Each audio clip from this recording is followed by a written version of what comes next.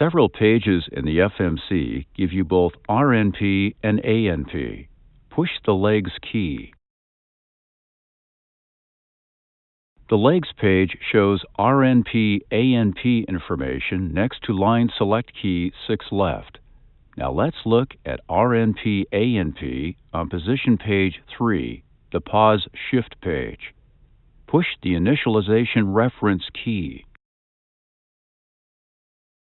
Show the index page. Push line select key 2 left to show position page 1, the position initialization page. Push previous page to show page 3.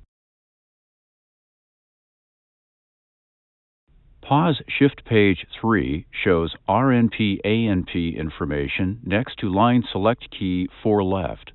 You can also see RNP-ANP on progress page 4 of 4. Push the progress key to display the progress page. Push previous page to show page 4.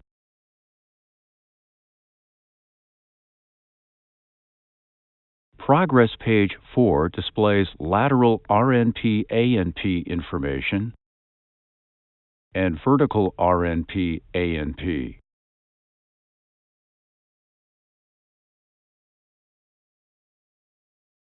Knowing your RNP and ANP are important, but these numbers alone do not tell you if you are actually on course.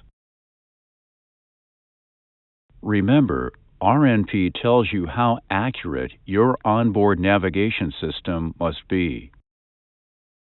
And ANP measures how accurate your navigation system actually is.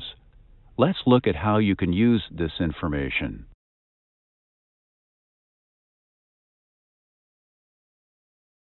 To determine where the airplane is relative to its programmed flight path, the flight crew has several sources of information available to them.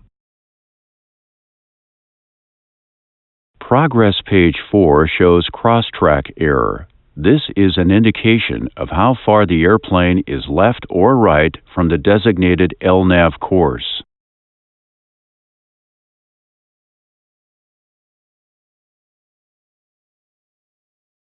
On the navigation display, or ND, the lateral path deviation annunciation displays below the airplane symbol when an active LNAV path is defined. The letters L and R signify deviation to the left or right of course.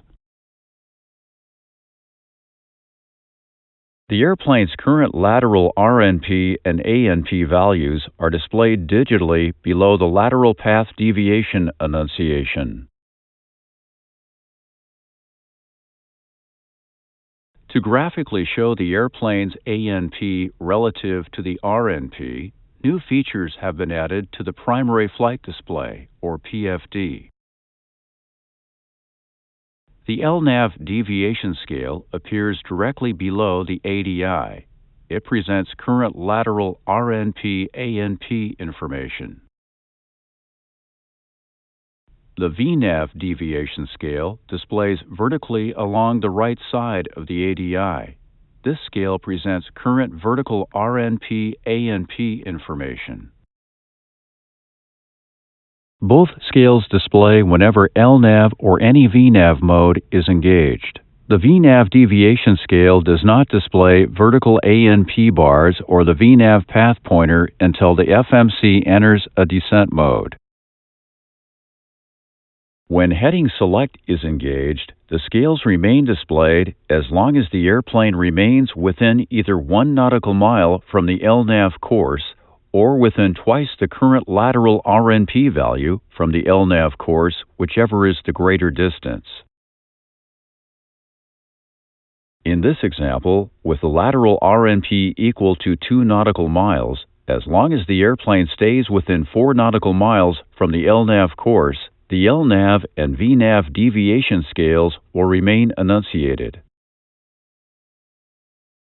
When a deviation scale is present, a scale ID enunciation displays above the upper left corner of the ADI. This enunciation indicates the source of the displayed deviation for each scale.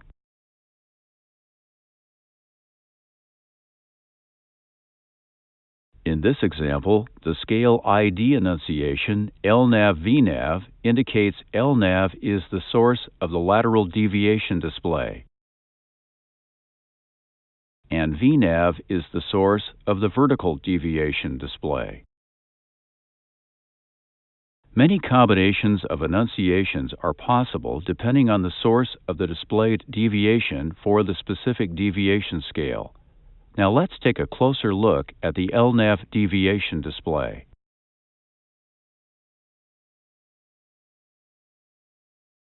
The LNAV deviation scale is similar in function to the ILS localizer indication on an ILS approach, but the appearance has been altered to avoid confusion with the ILS indications.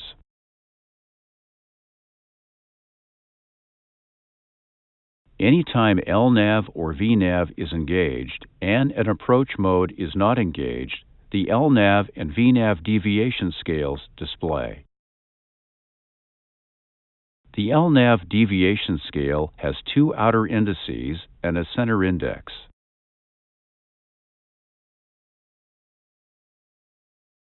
The center index represents the airplane's present position. The distance between the center index and the left or right outer index represents the current RNP distance.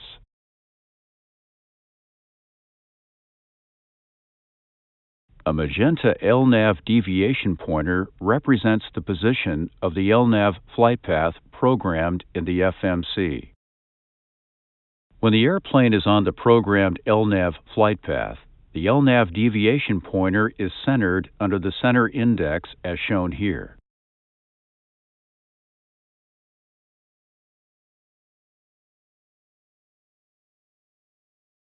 If the airplane moves off the LNAV course, the LNAV deviation pointer moves to indicate the relative position of the programmed LNAV course. If the pointer moves to the deflection limit, it becomes an unfilled pointer outline.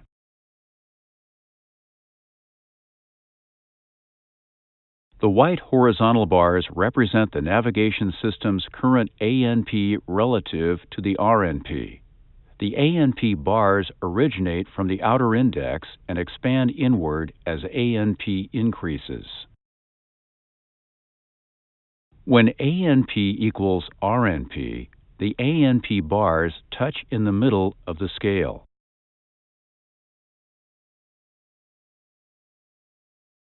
Using the LNAV deviation scale, the flight crew can determine how far off course the airplane can fly before it may be outside of the RNP-defined route. This may be especially helpful if the airplane must navigate off the LNAV flight path for any reason. Recall that ANP represents the navigation system's uncertainty about its present position calculation. It is a significant part of the navigation system's total error and generally can't be controlled by the flight crew.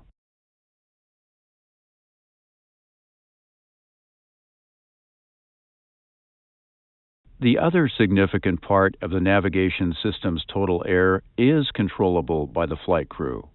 This part is called the Flight Technical Error, or FTE.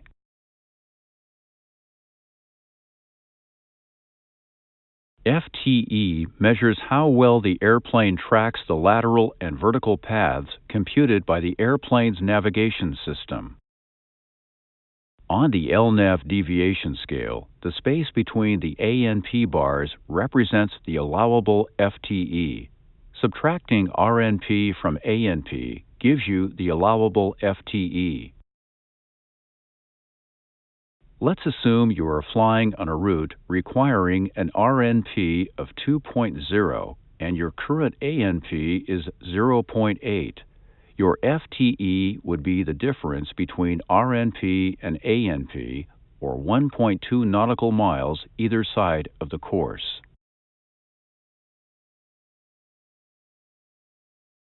As long as your airplane stays within the FTE distance from the navigation system's computed flight path, you will always meet the RNP criteria.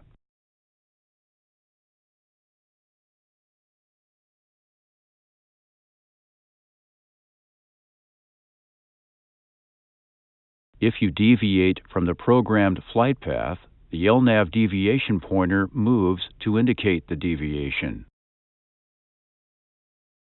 If you continue to move further away from the flight path, the LNAV deviation pointer moves past the edge of the ANP bar. This indicates you have exceeded the FTE limit. If the pointer remains outside of the FTE for more than 10 continuous seconds, the ANP bars turn amber to alert the flight crew to the possibility that the airplane may be outside of the RNP-defined track.